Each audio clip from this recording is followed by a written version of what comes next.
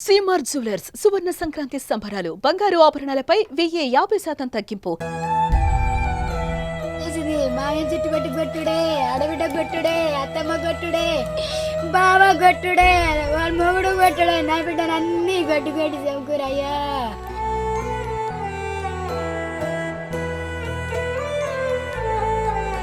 Welcome to Suman TV. వాళ్ళిద్దరూ ప్రేమించుకున్నారు, పెళ్లి చేసుకున్నారు. పెద్దల ఇష్టంతో ఇద్దరు కలిసి అన్యోన్యంగా కాపురం చేసుకుంటూ ఒక పాపకి జన్మనిచ్చారు. ఏమైందో ఏమో తెలియదు, వారిద్దరి మధ్య వాగ్వాదం ఏర్పడింది. వాళ్ళిద్దరి మధ్యలో మనస్పర్ధాలు ఏర్పడి ఆ మనస్పర్ధాలు నిండు ప్రాణానికి బలికొనేదాకా వెళ్ళాయి.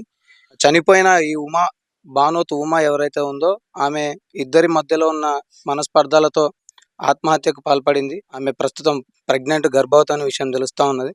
ప్రస్తుతం మనం మహబూబాద్ జిల్లా గొల్లచెర్ల మండలం వాళ్ళ ఇంట్లో మనం ఉన్నాం. ఏమైంది ఏంటి విషయం అనేది వాళ్ళ తల్లిగారిని అడిగి తెలుసుకుందాం. అసలు ఏం జరిగింది? సార్, బిడ్డ పుట్టిన కాంచి నా బిడ్డ టార్చర్ పెట్టిరు, నా బిడ్డ గోస పెట్టిరు, నా బిడ్డను వరకుండా చేసిరయ్యా. అత్త జుట్టు పట్టుకొని కొట్టుడే, మావయ్య జుట్టు పట్టు కొట్టుడే, ఆడబిడ్డ జుట్టు పెట్టు కొట్టుడే, బావ జుట్టు పెట్టు కొట్టుడే, భర్త జుట్టు పెట్టు కొట్టుడు. వెళ్ళిపో, నువ్వు వెళ్ళిపో, నువ్వు వెళ్ళిపో, మా ఇంట్లో ఉండదు, నువ్వు లంబడదాని, మా లంబడదాని, మా ఇంట్లో ఎందుకు వచ్చినావు? నువ్వు మా పెళ్లి చేసుకొని వచ్చినావు, మా ప్రేమ మమ్మల్ని చూసి వచ్చినావా? నువ్వు ఏం చేసుకొని వచ్చినావు? మా ఇంట్లో నువ్వు వచ్చి మేము ఒడ్రోలో మీ లంబడలో మా కులాన్ని నువ్వు ఎందుకు వచ్చినావు? నువ్వు ఎట్టొచ్చినావు అట్లా పో. నువ్వు వచ్చిన కాంచి మా ఇల్లు నష్టపోయింది, దరిద్రం వచ్చింది. నువ్వు ఒక దరిద్రం దాని, ఒక ముష్టి దాని, నా బిడ్డను చంపుకుని టార్చర్ పెట్టి ఒక పూట అన్నం తింటే 2 పూటలు ఉపాసం ఉండేది, బట్టలు కొండిపోయేది, డబ్బులు ఇవ్వపోయేది. నువ్వు ఎందుకున్నా ఇడ, నువ్వు వెళ్ళిపోరాదు, నువ్వు వెళ్ళిపోరాను అంటే నా బిడ్డకి. ఏదైతే ప్రేమలో ఉన్నారో, ప్రేమించుకున్నప్పుడు అడ్డం రాని కులం పెళ్లి చేసుకున్న తర్వాత ఆ కుటుంబంలో కులం అనేది అడ్డం వచ్చి ఆ కులం వారిద్దరిని ప్రాణాలు తీసే వరకు వచ్చింది. వారిద్దరి ప్రేమకి ఫలితంగా ఒక చిన్న పాప అయితే జన్మించింది. సో అయినప్పటికీ వాళ్ళకి దూరం చేసింది, వాళ్ళ తల్లే దూరం చేసింది. అయ్యా, నువ్వు పిల్లలతో నువ్వు మంచిగా ఉండొద్దు, నువ్వు పిల్లలతో దూరం ఉండాలి. నీ పిల్లని బట్టలు తేవద్దు, నీ పిల్లని పండ్లు తేవద్దు, అది నీళ్ళు పోసుకుంది, దాని హాస్పిటల్ చూసొద్దు అని టార్చర్ పెట్టింది తల్లి.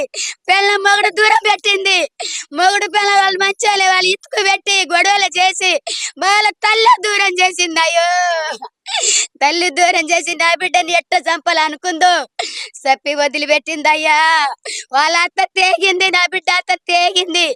ఇంటి ముంగల పోతే నువ్వు మా ఇంటికి నువ్వు రావద్దే, నీ బిడ్డను చూడొద్దు, నువ్వు అల్లుడుని చూడొద్దు, మా ఇంటికి నువ్వు ఎందుకు వస్తావా అని టార్చర్. నా జుట్టు కూడా పట్టింది. నా బిడ్డను కొడతంటే నా బిడ్డను ఎందుకు కొడతా, నేను పోతే అడ్డో. దాని బిడ్డ కొట్టింది నన్ను, దాని మొగడు కొట్టిండు నన్ను, దాని వాళ్ళ కొడుకు పెద్ద కొడుకు కొట్టిండు నన్ను, దాని మాలుడు కూడా నన్ను కొట్టిండు, నా భర్తను కొట్టిండు, నన్ను కొట్టిండు. పంచాయతీలో కూడా నా మొగని మాలుడు కొట్టిండు, పంచాయతీలా వాడు నా మాలుడు నన్ను కొట్టిండు, వాళ్ళ అత్త నా బిడ్డను కొట్టింది, వాళ్ళ బిడ్డను నన్ను కొట్టింది. అంత జనాల పెద్ద మనుషులు నన్ను కొట్టింది, పెద్ద మనుషులు కొట్టింది. పెద్ద మనుషులు కూడా మమ్మల్ని చుట్టుపట్టి కొట్టారు. పెద్ద మనుషులు కూడా మమ్మల్ని ఏమనలేదు, ఏం చెప్పలేదు, అడగలేదు, ఎందుకు కొట్టిరని అడగలేదు. తర్వాత జుట్టు పట్టుకుంటారు మేము అట్లా మాట్లాడితే. పెద్ద మనుషులు కూడా ఒక న్యాయం మాకు చేయలేదు, ఒక పెద్ద మనుషులు న్యాయం చేయలేదు మాకు. ఆ రోజు న్యాయం చేస్తే నా బిడ్డ నాకు దక్కేది. వారిద్దరికి ఎలా పరిచయం మొదలైంది, వారిద్దరి ప్రేమ వ్యవహారం ఎలా ఉండేది, వారు పెళ్లి చేసుకున్నది ఎప్పుడు పెళ్లి చేసుకున్నారు? మీరు అన్నట్టుగా ఇప్పుడు ఎవరైతే పెద్ద మనుషుల మధ్యలో మీరు పంచాయతీ పెట్టానన్నారు, ఆ పెద్ద మనుషుల సాక్షిగా ఆ రోజు పంచాయతీలో ఏం జరిగింది? పంచాయతీ కూర్చున్నాం అయ్యా. వాళ్ళు వద్దు అన్నారు, వద్దు అన్నారు. తర్వాత పెద్ద మనుషులు కూర్చున్నాం, అందరు కూర్చున్నాం. అందరూ మన మాడ తోటకాడ అందరు కూర్చుంటే అంత జనం వచ్చిరు, వత్తోళ్ళు పోయేటోళ్ళు అందరు వచ్చిరు. ఆ జనంలా ఎడి కాదం ఇయ్యాలని ఒక్క మాట చెప్పేసిండు. పెద్ద మనుషులు అచ్చరంగా పోయిరు. ఈయన ఏ తప్పు తీయట్లేదు, రాగానే పిల్లం మాట తప్పుది, పిల్లని ఇట్లా తిడుతుంది, కొడతాం, ఒక మాట అనలేదు, చెయ్యలేదు. ఈయన ఇడి కాదు ఇస్తాడు, దేనికి మా వాళ్ళు ఆలోచించారు. మరి ఇప్పుడు ఏ విధంగా అంటే ఆ పిల్ల ఎటువంటి తప్పు చేయలేదు, పిల్ల అయితే మంచిదే, కానీ మాకు వద్దని విడాకులు కావాలని అయితే ఏ విధంగా అయితే వాళ్ళు కోరారో, పెద్ద మనుషుల సమక్షంలో మీరు విడాకులు అడిగినప్పుడు ఎందుకు అడుగుతున్నారని పెద్ద మనుషులు ఎందుకు విడాకులు ఇవ్వాలని ఏ విధంగా అడగలేదా? ఎట్లా ప్రశ్నించలేదు? అడిగిరు, అడిగితే మాకెడి కాదేం కావాలి, మాకు అది వద్దు, మాకు అసలే వద్దు. ఏ కారణం చేత అది ఒక దరిద్రంది, మా ఇంట్లో అది ఉండదు. అది ఒక దరిద్రంది, మా ఇంట్లో ఉండదు. మేము ఇచ్చిపో వాడిని ఎంతైనా డబ్బులు ఇస్తాం, ఎంతైనా డబ్బులుగా అది వదిలిస్తాం అని పోరాటం మీద కూర్చున్నారు సార్. ఇప్పుడు టార్చర్ పెట్టిండు. వాళ్ళ పిల్లల్ని నేను తిట్టినా కొట్టుకున్న నా పిల్లల్ని తీసుకొని పోయిండు. నాకు చెప్పకుండా ఉగాది రోజు తీసుకుపోయిండు. తీసుకుపోయిన తర్వాత ఇక కొన్ని రోజులు నేను మాట్లాడలేదు.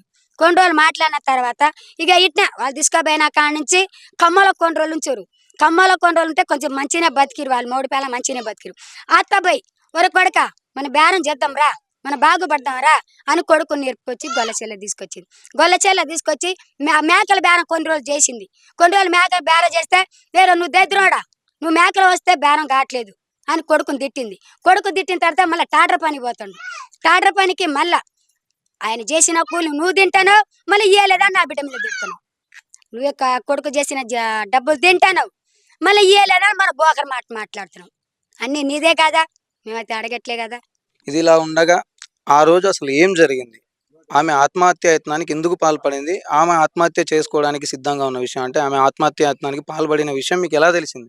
ఆదివారం రోజు అల్లుడు మందు తాగిండు. ఎందుకు ఆయన మందు తాగా? పెట్టిన కాబట్టి నా బిడ్డ దొరకలేదా అని మేము మా బిడ్డను కొట్టిండు చేసిరా అని మేము కేసు పెట్టినాం. కేసు పెడితే మేడం ఏం చేసింది, రేపొద్దున మీరు కోర్టు రావాలి, చెంటి కేసుకి రావాలి, మీ అత్త కేసు పెట్టి నీ భార్య కేసు పెట్టింది, మీరు రావాలని మేడం ఫోన్ చేసింది. అయితే చెంటి ఏమన్నాడు, మేడం ఇప్పుడు రానా పొద్దున్న రా అని మేడం చెంటి అన్నాడు. నాలుగు అడిగింది, అడిగితే ఇప్పుడు వద్దయ్యా పొద్దున్న రా అని మేడం అన్నది. అయితే నాకు ఫోన్ చేసి మా బుజ్జి మాట్లాడ, ఉమా ఆడు ఉన్నామంటే ఇంటికాడ ఉన్నా అని నా బిడ్డ అనేది. నా బిడ్డతో మాట్లాడిండు. నా బిడ్డ ఒక మాట్లాడింది, కట్ చేసింది. ఇక మేము ఫోన్ ఎత్తలేదు. అయితే మందు తాగిండు, ఆదివారం రోజే మందు తాగిండు. మందు దాగి ఎక్కడ దాగిండో తెలియదా పాపం పున్న నాకు. మేము ఇంటికి వచ్చినాం, మరి ఆయన దాగిండు ఆదివారం రోజు మందు దాగిండు సార్. ఆదివారం దాగండి నా బిడ్డ మాకు పొద్దున 9ంటికి తెలిసింది, నీ అల్లుడు మందు దాగిండు. గుడిసెలు మాకు చెప్పారు, ఒక మనిషి పెద్ద మనిషి వచ్చిండు చెప్పిండు, నీ అల్లుడు మందు దాగిండు చెప్పిండు. చెప్తే సార్ అయితే చెప్పంగా నా బిడ్డ అడ్డం పడ్డది, పొయ్యి కాడ అడ్డం ఏందమ్మా అడ్డం పడిన టెన్షన్ ఎందుకే, పోదాం ఆగు తల్లి బిడ్డలు చూసేద్దాం ఆగరాదు, ఎందుకు భయం పడుతున్నాయి. ఈ ఉమా మీ అమ్మాయి, మీ కూతురు ఉమా ఎప్పుడు మందు తాగింది? ఆ విషయం మీకు ఎలా తెలిసింది? ఇప్పుడు వస్తుంది ఇది. ఇప్పుడు దాగిందని నా బిడ్డ నా మొగను చూడాలని ఆశతో పోయింది. నేను ఇద్దరం పోదామని నేను అన్నా. నేను డబ్బులు వచ్చేసారి అడిగేసరికే నా బిడ్డ వెళ్ళిపోయింది. దాని భర్త కాడ ప్రాణం ఆగాకి వెళ్ళిపోయినా సార్ మొగను చూసింది. అత్తమ్మ కొట్టింది, ఆడ హాస్పిటల్నే కొట్టింది. అత్తమ్మ కొట్టింది, ఆడబిడ్డ కొట్టింది హాస్పిటల్నే. చీది నా బతికేందని నా బిడ్డ మందు కమ్మలోనే దాగింది. అటు మొగను చూసే కమ్మల మందు దాగింది. అయితే నా బిడ్డ ఏం చేసింది, మందు దాగింది నాకు చెప్పలేదు. సోమవారం ఒకటింటి దాగింది, సోమవారం ఒకరింటి దాగితే మంగళవారం పొద్దున చెప్పింది. ఇప్పుడు ఆమె మందు తాగిన విషయం మీకు ఆ తర్వాత రోజు తెలిసింది. ఆమె ప్రెగ్నెంట్ అని మీకు ఎప్పుడు తెలిసింది?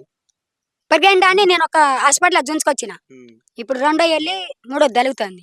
హాస్పిటల్ అమ్మ నేను నీళ్ళు పోసుకున్నా అమ్మ, నేను హాస్పిటల్ జుంతురా అమ్మ అంటే చుంచుకు 3000 తీసుకుపోయి చూపెట్టుకున్నా ప్రెగ్నెంటే అన్నారు. ఏదైతే ఈ కుటుంబ కలహాలు ఉన్నాయో, ఈ కుటుంబ కలహాల నేపథ్యంలో ఇరువురు క్షణికావేశంతోనే ఆత్మహత్య యత్నానికి పాల్పడడం, అతను పాల్పడిన తర్వాత చంటి అని చూసేందుకు హాస్పిటల్కి వెళ్ళిన ఉమపై ఆ కుటుంబ సభ్యులు దాడి చేశారు. ఆ దాడిని ఆమె మనస్ఫూర్తిగా అంగీకరించలేక ఆమె బాధతోనే ఆమె ఆత్మహత్యకి పాల్పడింది. ఆమె ఆవేశపడడం 100% కరెక్ట్ కాదు. ఎందుకంటే ఆమె ఒకతే కాదు, ఆమె కడుపులో ఒక బిడ్డ కూడా పెరుగుతున్నది. ఒక క్షణికావేశం ఆ 2 జీవితాలని బలి తీసుకునుంది.